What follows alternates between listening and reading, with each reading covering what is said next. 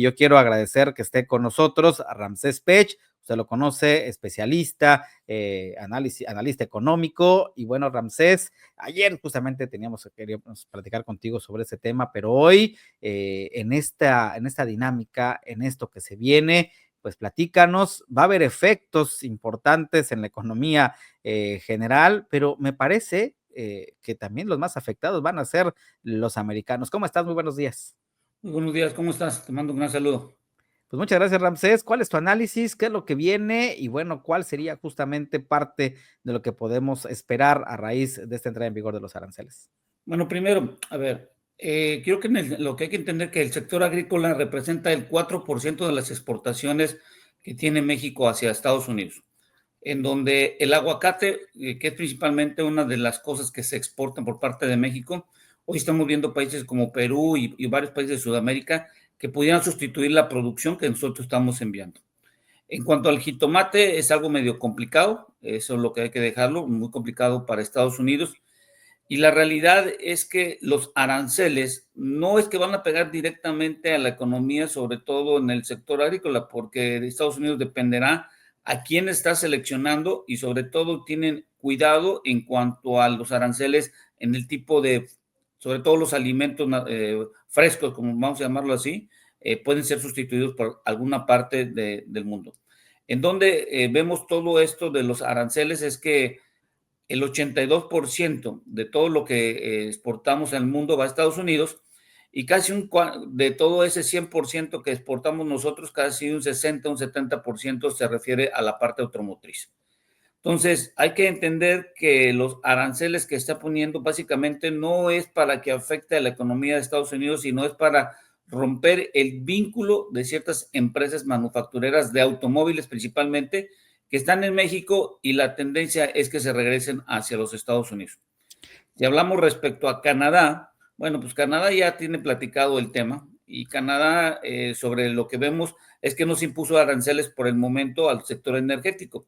Se había colocado un 10% sobre todo la exportación de crudo de Canadá, cosa que hasta el momento no se ha anunciado si va a continuar o no.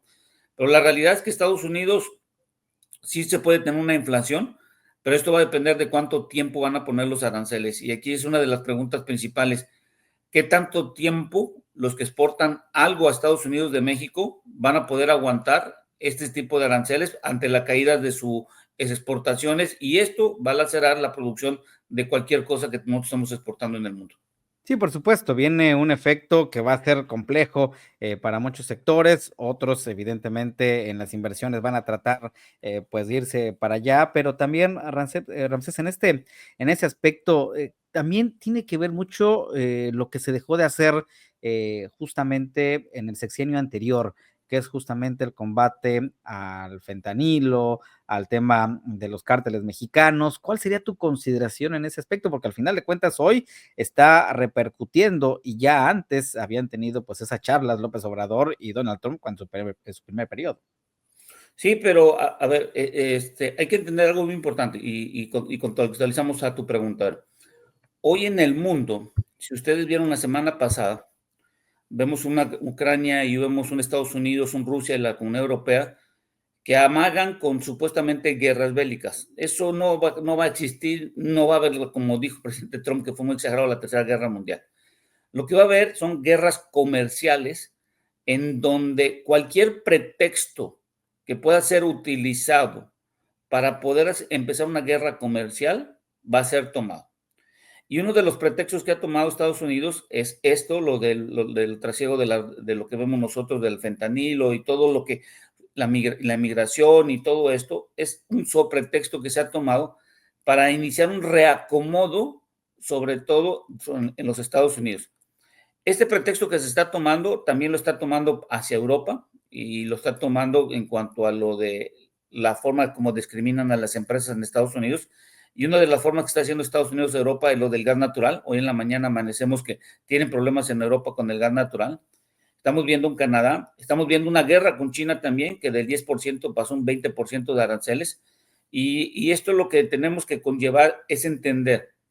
Hoy, para iniciar una guerra comercial, se tiene que buscar un pretexto.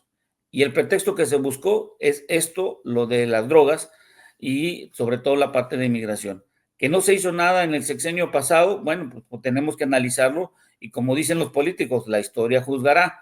Pero aquí el problema no es lo que cuestiones políticas y lo voy a decir en ese sentido. En México estamos discutiendo, cambiando la constitución, viendo que no se vuelvan a reelegir o el nepotismo y todo lo que estamos hablando en este momento. Y la realidad que es puro papel, que cuando llega un cualquier administrador lo puede volver a cambiar si alguien tiene la mayoría como hoy está en este contexto. Pero yo no estoy viendo que nos estemos preparando hacia el futuro. Somos un país de maquila, somos un país que nos mandan tecnología, la armamos, la ensamblamos, pero no entendemos y no hacemos nuestra propia tecnología. Y esto lo hemos visto desde el año 1978, 98 con el Tratado de Libre Comercio, seguimos haciendo y las maquiladoras simplemente es contratar mano de obra y se pueden ir a cualquier parte del mundo porque nosotros no hacemos lo que hizo China en su momento, que ahora le discuten tú con tú. Recuérdense que China fue muchas empresas, copiaron, aprendieron, hicieron su propia tecnología y hoy están compitiendo con Estados Unidos. Entonces, todo lo que vamos a ver hoy en día son guerras comerciales y la guerra comercial simplemente es para mermar a un país y poder tener una mejor ventaja competitiva económica a nivel mundial. La pregunta aquí es, En- ¿México qué tiene para poder contrarrestar los aranceles? Justo es eso, lo que te iba a preguntar, Ramsés, si realmente tenemos, evidentemente, esa capacidad como país de hacerlo. Tú eres especialista en temas energéticos y ahí también me parece que hay un boquete que se ha abierto y que no hemos logrado entender para competir a nivel global con ello. No, y si tú lo quieres entender, verlo de esta forma, a ver, Pemex y la Comisión Federal de Electricidad contratan el 90% para poder operar por medio de contratos. De ese 90%, 95%, más del 80% es tecnología que viene fuera de nuestro país para poder operar. Te doy este dato también.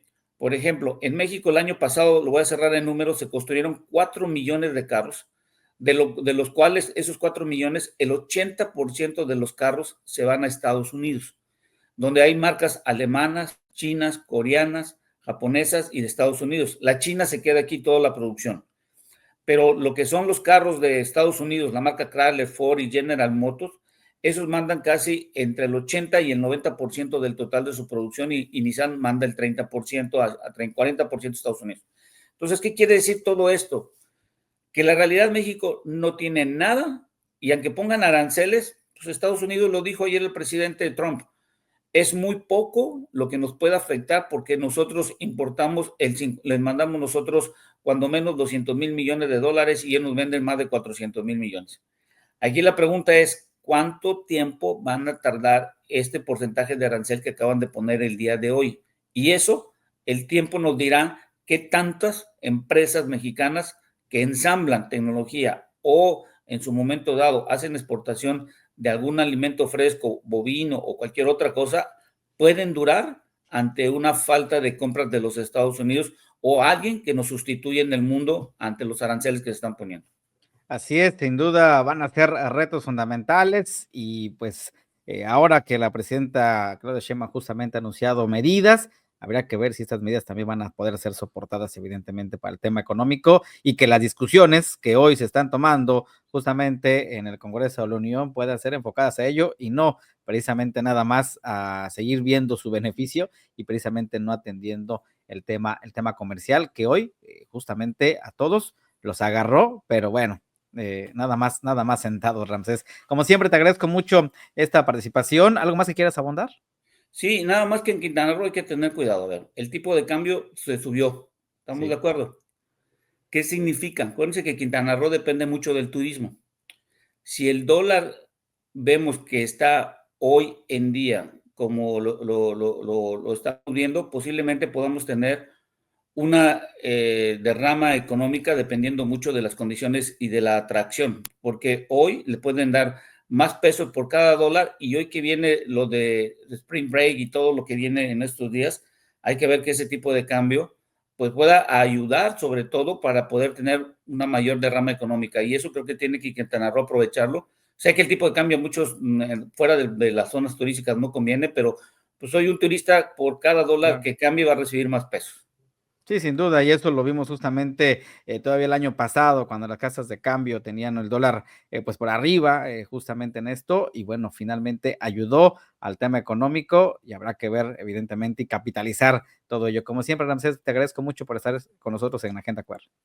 Buenos días, que tengan un buen día.